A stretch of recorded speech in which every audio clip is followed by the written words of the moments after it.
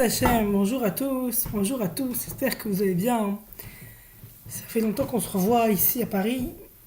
Hachem, par les vacances ça va être un moment où on doit étudier, prendre ça dans le bon sens. Alors je vais essayer, Hachem, humblement, de restituer un cours que quand je l'ai écouté, c'était magnifique.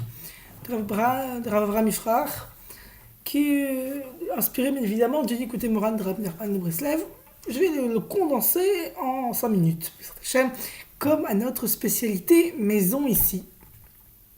Alors vous savez, il faut contextualiser l'époque. Chaque époque elle change, au Moyen-Âge, l'art contemporain, l'ère gothique. Enfin, à chaque époque il y a une ère nouvelle, il y a une modernité nouvelle.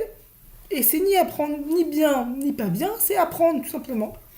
Et vivre avec. C'est pas question de nostalgie, c'est mieux avant, c'est mieux maintenant, c'est juste les conditions de travail, le plan de travail pour travailler en 2015, je vais le dire maintenant. 2015 dans un monde virtuel, comme dit Rav Ifrach, comme dit écoutez Moran. C'est un monde virtuel, c'est pas un monde vrai. Un monde virtuel, ça veut dire quoi? C'est-à-dire que la partie virtuelle, la partie de la communication web, elle est primordiale.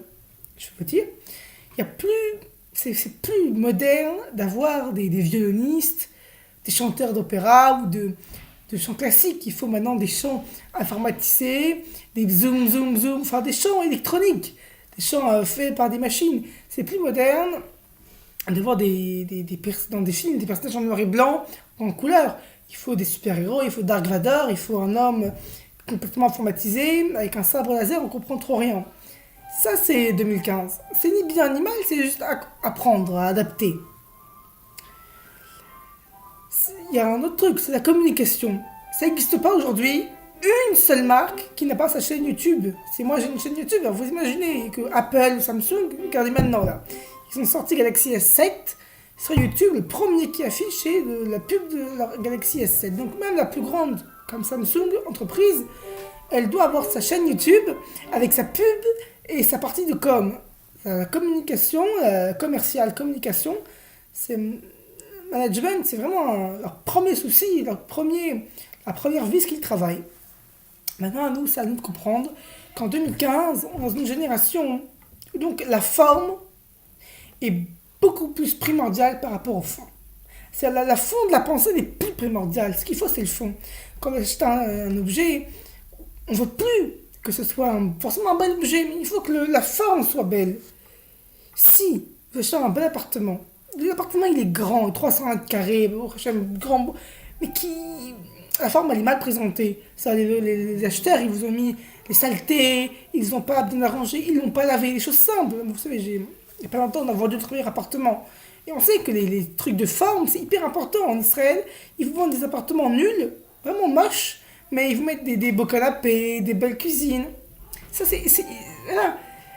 Si la forme n'est pas au top, ça ne marche pas. Entreprise, si toutes les marques d'habits, si elles n'ont pas leur site internet pour qu'on puisse, comme il y a le truc dans Zalando et tout ça, qu'on puisse vraiment voir l'habit en question, la forme, ça marche pas parce qu'on ira plus se déplacer au magasin. Donc dans tous les domaines, la forme, elle est plus que le fond. Et maintenant, pour l'être humain aussi, c'est pareil. Aujourd'hui, dans une génération, quand tu dis à quelqu'un, t'es moche, il peut arriver à se suicider.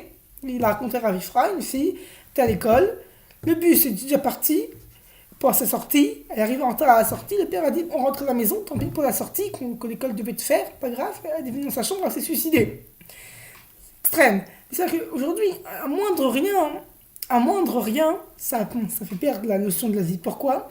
Parce que les gens, ils n'ont plus la valeur de la vie, parce que tout est virtuel, tout est apparaissant, il n'y a plus de quelque chose de concret, c'est de l'imaginaire. Donc nous, notre rôle maintenant, c'est de se dire qu'il faut toujours garder une atmosphère positive dans la maison. Qu'on soit enfant, qu'on soit adulte, qu'on soit fille, garçon, père, mère, ce que vous voulez comme nature, il faut garder l'atmosphère positive. Ça veut dire quoi? C'est que c'est faux, le fond est faux, tout ce que vous voulez c'est faux, mais on s'en fiche. La forme doit être positive.